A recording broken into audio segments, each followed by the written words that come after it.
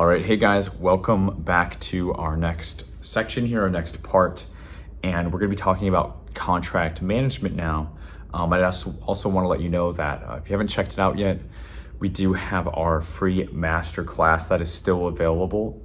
It's amazing. If you specifically like videos like this video, that masterclass is going to be something that you really get a lot out of.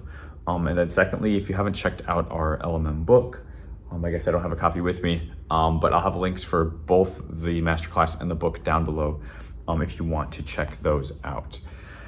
So moving forward now, we're starting to near the end. We have contract management, and then we have a motivation part after this. So number 81 for contract management, we're gonna start with people are problems. So again, people are problems.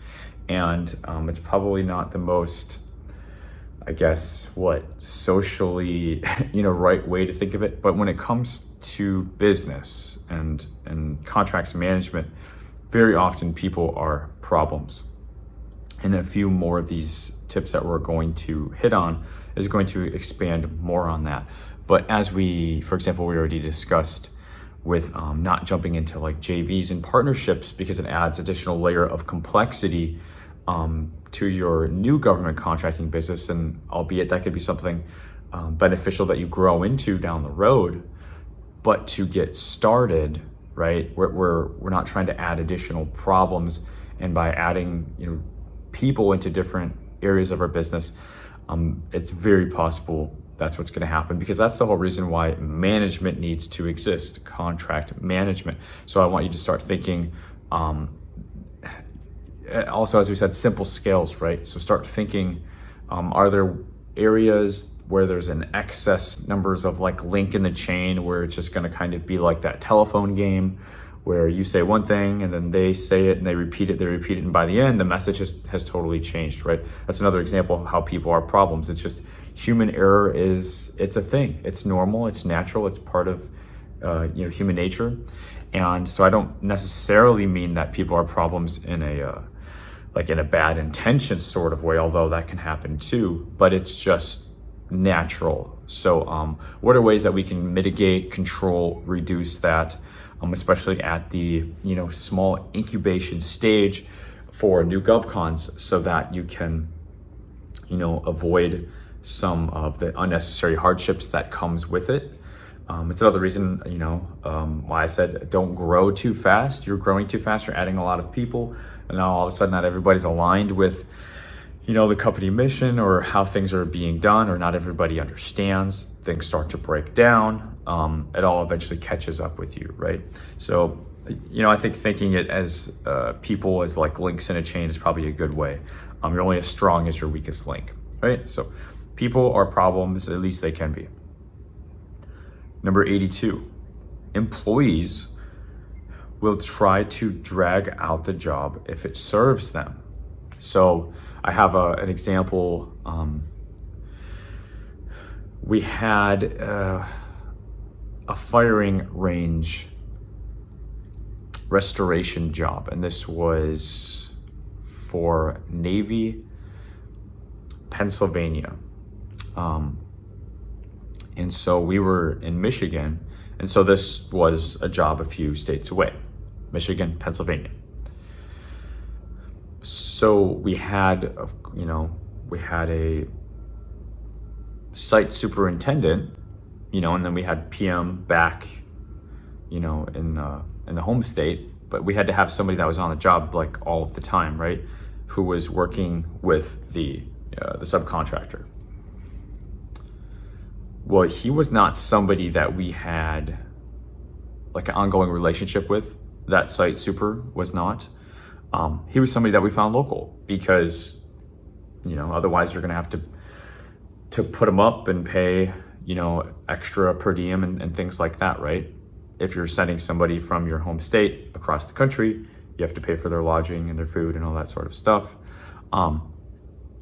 And it's not as expensive to have somebody who's already close to the job that lives there, right? Makes sense. So we did that, and we found out, we were managing it, and we come to find out that there's issues with this. He orders the wrong materials, or he puts the wrong paint on on, on the outside of the building, or, it was one thing after another thing. And we found out, and we got hit with liquidated damages. So LDs, if you don't know what LDs are, you need to check your contracts for LDs, especially if you're more in the construction or project type space. Because every day that the project isn't finished, every day that goes past the maximum, kind of completion date range, you have to pay back X amount of dollars. And it can be, hundreds of dollars per day in some instances. And then if you're like months past that, which we were, that ends up being a lot of money. So come to find out, this guy, he was dragging the job out because he was still getting paid. Even though the project is past its completion date, he still gets paid. And he didn't have another project after this. So it's his job, it's his livelihood. So he was not incentivized, we learned. He was not aligned with completing the job on time, if not earlier. We learned that we should have somehow incentivized him to finish the job on time or earlier. Because otherwise he was naturally incentivized to drag it out as much as he could. And that's exactly what we did. We didn't do good on the contract, and it was a big, big lesson learned. So employees can drag it out. So look at how they're being incentivized naturally, and then if it's not naturally and aligned with the way that your contract is written, adjust your contract with them, as your prime sub, your teaming, teaming arrangements, to align them with the overall goal, with what you are aligned and obligated to with the government. So interesting, fun story. Wasn't so fun during the time though. Number 83, contracting is going to turn over. This is a good one. Contracting changes places all the time. Every couple of years, and it's the way the government, especially in the military, but the government works. The goal as a government employee is you're constantly trying to climb that ladder, because it's how you increase your pay grade, right? So, GS level what, right? You're constantly wanting to increase that. So the way you promote out, essentially. So that means the contracting officer who is on your contract now is likely not going to be the same one who's on your contract, especially if you have a contract that's a bit longer, base plus multiple option years. So then somebody new is going to come in, they're going to have to learn what was going on. There's also why I said earlier, have everything in writing, have everything documented, because they could come in and they'll just read the contract and say, well, this isn't, if something was being done in a different way, which it shouldn't, but they can come in and rock the boat a little bit. So to protect yourself, you need to not only stick to the contract, but also have everything in writing. And don't treat contracting like somebody who's going to be there forever. Treat them like what's in the contract, because the contract will remain. The contract will outlive a person, because it is the only thing that's in writing. The people are not necessarily in writing. Number 84. When you do have these option year contracts, you want to, because you have to get them executed. So if you don't know, you can be awarded a base year on a contract, which means you will have the opportunity to perform during that base period. But then after that, you have option periods, which you also want to you just want to keep doing what you've been doing. You want to keep the work going. That's great, right? And that's very often where you make most of your profit. So really important that continues. The best way to get that to continue is to do a good job during the base period. Otherwise, contracting is going to say, no, we're not doing this. We're not, we're only married to you for a year or for whatever the base period is. We're going to cancel. We're not going to execute the option years, and we're going to recompete this out. They have every right to do that. So you want to start having this conversation at a minimum of about, a quarter. So like at least 3 months before the upcoming end of the base period, or, whatever period you're in. It could be option period 1. So if you're coming into that end of whatever period you're in, at least 3 months, start having that conversation, start talking about, are they wanting to execute the next period? And if there's any like sort of things that have not been spoken, they're going to kind of come out at that point, and maybe there's an opportunity for you to remedy that, right? Hopefully. You certainly want to find out about issues well before that, which is why you should be communicating on a weekly and a monthly basis too, like with your core. But there could be other circumstances as well that are outside your control that could affect it. So you want to know that sooner than later, especially if you have people like that are being staffed, or you have people on a project, because they're going to want to know as well. So communicating with your team members is also super important, because also maybe there's another project you can put them on. It's just, it doesn't serve you in any way to leave things to the last minute. So when it comes to the execution of those additional periods, start working on it at a minimum. You can do it sooner if you want, like if it makes sense, or you're having a conversation, it just makes sense to do it sooner, by all means do it, but at a minimum. Number 85. So you might have a core, and if you're in GovCon, this will happen to you. So this is very important. So a contracting officer representative, a core, a COR, this is the person who is boots on ground on the contract, not the contracting officer. They cannot interpret the contract. They cannot make changes to the contract. They can only enforce what's already in writing. So they're kind of titled that because they're like an extension of the contracting officer, because the officer has a lot of projects going on. And the core, they're going to be, tagged with, a few projects as well. But since they're going to be boots on ground, they're going to be much more involved. And they will kind of act like a boss. They will seem like a boss to whomever is actually on site performing the work, if that's the sort of situation your contract is in. Like I said, whether it's staffing or whether you're working with a sub and they're coming to the base, or if you're doing something offsite, they're still going to be the person that you're coordinating with, speaking with on an ongoing basis. So they will have a tendency to kind of be in that boss role. It's really important from a contract management standpoint that your teaming partners or your employees understand you are the boss. The prime is the boss. The core is not the boss. The core may feel like they can throw your weight around, but really who is the boss on the government side is the contracting officer. They are the boss. So it's you and the contracting officer. The core isn't the boss of anybody, unfortunately. But if I said in the past, contracting officers sometimes put themselves on the pedestal, the core will put themselves even more on the pedestal, and then they will act as if it is, because they kind of feel like it's their baby. So why am I telling you all this? I'm telling you this because sometimes they will try to interpret the contract. Sometimes they will try to make changes to the contract and tell you, you know what, just do it this way, it's fine. I'm telling you, you cannot listen to them. You say, okay, I appreciate that, I understand that, like, yes, we're in this situation, or it seems this way. I'm going to put this in writing to the contracting officer and CC the core, and I'm going to get it approved by the contracting officers first. It can start to feel uncomfortable because the core is like, well, why aren't you listening to me? And then that makes for a uncomfortable working environment, because now it's like you're trying to serve two different masters, and you're trying to keep both folks happy, and that's impossible if you have to go to one, but then the one wants you to go to them because they feel like they're the boss. Can't do it, because if something happens when you're listening to the core, like there's like a near miss or an injury or a safety situation, or something happens where it's going to cost additional monies, and then it's going to cost a modification to the contract, and the contracting officer is going to say, why do you need this extra money? And you're going to say, well, we were doing something out of what was in writing because the core told me so. Then the core is going to turn around and say, oh no, I didn't tell them to do that. And they're going to leave you high and dry.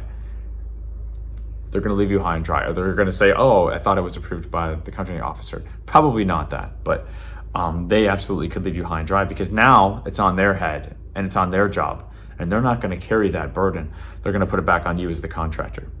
So I'm telling you guys, do not let these people be your buddy, and also do not let them be your boss. The core is not your best friend, and they are not your boss. there's somebody that you work with. You work with them.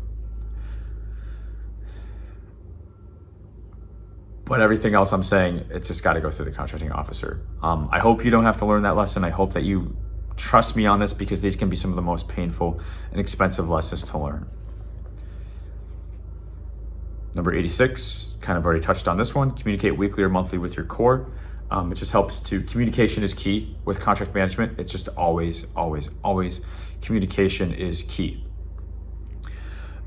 If there are issues that are going to arise, and it's inevitable, okay, no contract is perfect, communicating about it quickly right away is going to give, even the core, it's going to give them more opportunity and flexibility to work with you on it.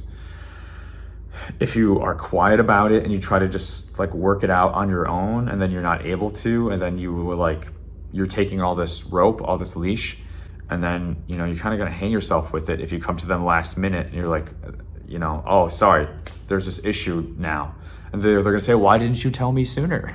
I could have worked with you. Now it's too late. Now everybody's got to know. So communicate regularly as needed. Number 87, be on time with your deliverable reports. So C drills you'll have in your solicitation, you will find. You have contract deliverable line items. So these are in the form of C drills. These can be quality control plans by the start of the contract or before the contract. Could be submittals in terms of what products or chemicals are being used. So from an environmental standpoint, contracting can know if there's going to be other outside influences, right, that affect that. You always want to be on time with these, because they can affect the start of the contract. They can affect getting paid on time. It's just really important. These are not going to be a surprise thing to you. They will be in your solicitation and your contract. If you have any questions, you can, how to submit these or whatever. Like I said, you're in a marriage with contracting, so you can ask them. But for this sort of thing, you're going to really be relying more on your contracting officer representative, who will also be appointed, I should mention. Once the contract award is issued, you will be appointed a core, so you will absolutely know who this person is.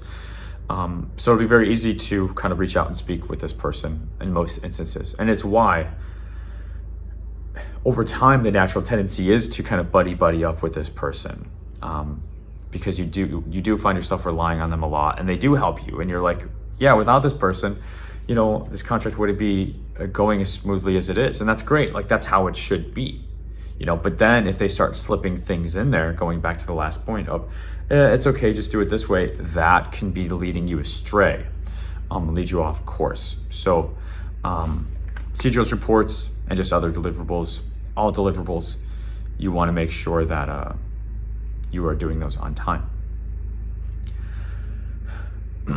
Number 88, request for equitable adjustment, an REA. So this is something, you want to write this down, can be a lifesaver, can be a game changer if you find yourself needing it. So if you're in a situation where, say, the contract changed or contracting missed something, but either way, you're having to show up in a contract in a way that's over and above financially, or your teaming partner over and above financially than what was originally priced for in the contract, it's not fair that you have to bear that expense. Lawnmowers are going by. I hope it's not too loud for you guys. So it's not fair that your small business is unduly charged for things that you didn't have the opportunity to price for, right? So if you find yourself in this situation, you can request what's called a request for equitable adjustment, REA, and just look it up on Google. You should be able to get links to the regulations around that, and the wording and the language around that, right? But what you'll do is you'll submit it. Okay, you'll submit it to contracting officer. You'll submit it in an email that you're requesting an REA, and you'll just tee it up. You'll want to explain succinctly what the reason is, and probably include the rolled up expense or dollar amount that you're seeking.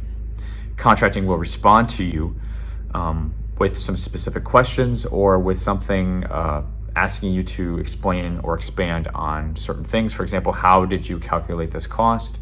Or, what are the unforeseen circumstances or conditions that have occurred more specifically that are prompting and warranting an REA? And you submit that, and they will either approve or deny it. Hopefully they will approve it.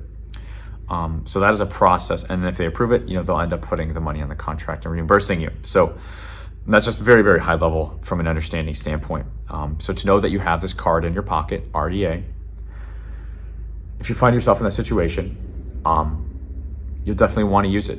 The company that I worked for, we've used it multiple times, and a number of my clients used it very successfully. So me being able to educate them on this process, in very many instances, helped keep the contract profitable and save the contract for them, right?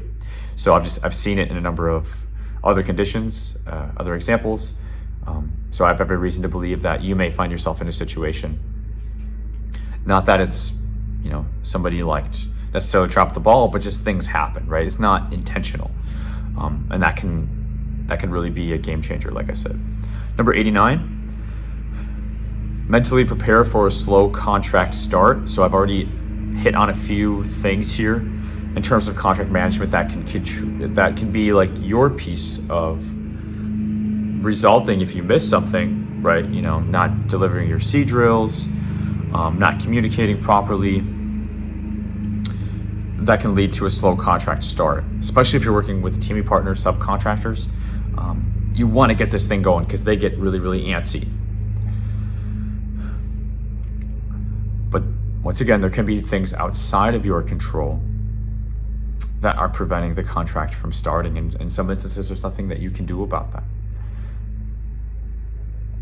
And that could look like contracting just not having their stuff together.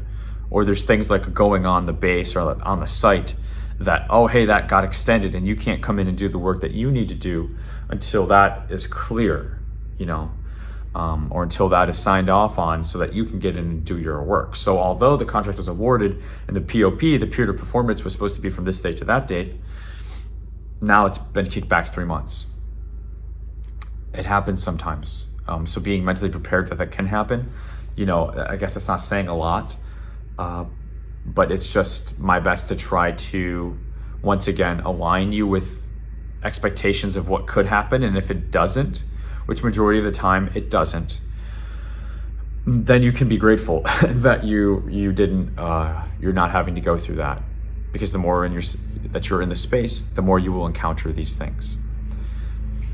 And then we have number 90. And this is a positive, right? Kind of wrapping up contract management with a positive tone here.